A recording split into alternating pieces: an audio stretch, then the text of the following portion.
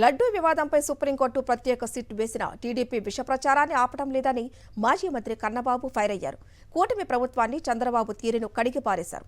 రాష్ట్రంలో ఎన్నో సమస్యలు ఉన్నా వాటిని గాలి కుదిరేసి టీటీడీ పవిత్రతను దెబ్బతీసేందుకు యత్నించారని చంద్రబాబుపై ధ్వజమెత్తారు. భవన నిర్మాణ కార్మికుల సమస్యలు, రైతులు, వరదలు, మెడికల్ సీట్లు, శాంతి భద్రతలు, స్టీల్ ప్లాంట్ సమస్యలు కనబడటం లేదా అని నిలదీశారు.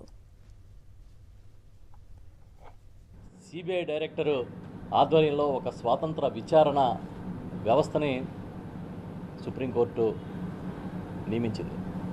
దీంతో నిజానిజాలు నిగ్గు తేల్తాయని అందరం భావిస్తూ ఉన్నాం.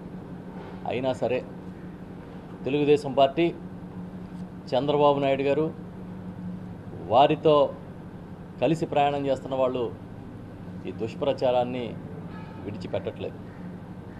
ఇంకా కట్టుకథలు ప్రచారం చేస్తూనే ఉన్నారు.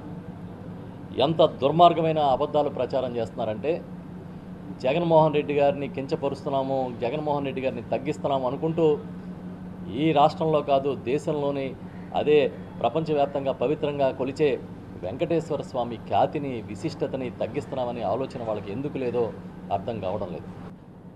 ఈ సమస్యలన్నింటినీ గాలికి వదిలేసి మాది మంచి ప్రభుత్వం అని మీరు ప్రచారం చేసుకుంటూ ఉన్నారు. ఇది మంచి ప్రభుత్వం అని చెప్తూ ఉన్నారు.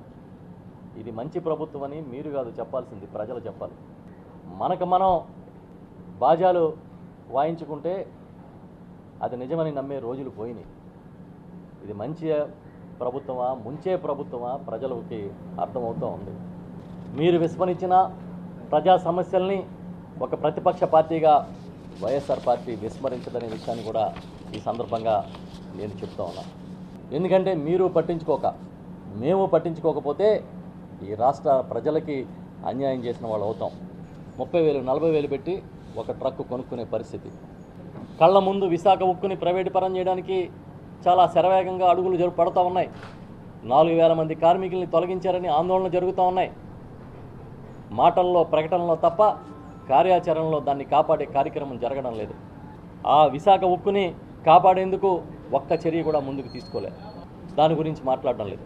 అదే కాదు, మెడికల్ సీట్లు, ఈ రాష్ట్రంలో కొత్త మెడికల్ కాలేజీలు నిర్మాణం చేసి అధికంగా సీట్లు కావాలనే ఉద్దేశంతో మెడికల్ సీట్లని పేదలకి అందుబాటులో తీసుకురావాలని ప్రయత్నం చేస్తే వాటిని కూడా వదులుకునే ప్రభుత్వాన్ని గతంలో ఎప్పుడూ చూడలేదు, భవిష్యత్తులో చూడడం కూడా. ఎందుకు ఇంత దుర్మార్గంగా ఈ ప్రభుత్వం నిర్ణయాలు తీసుకుంటుందని అడుగుతున్నాం.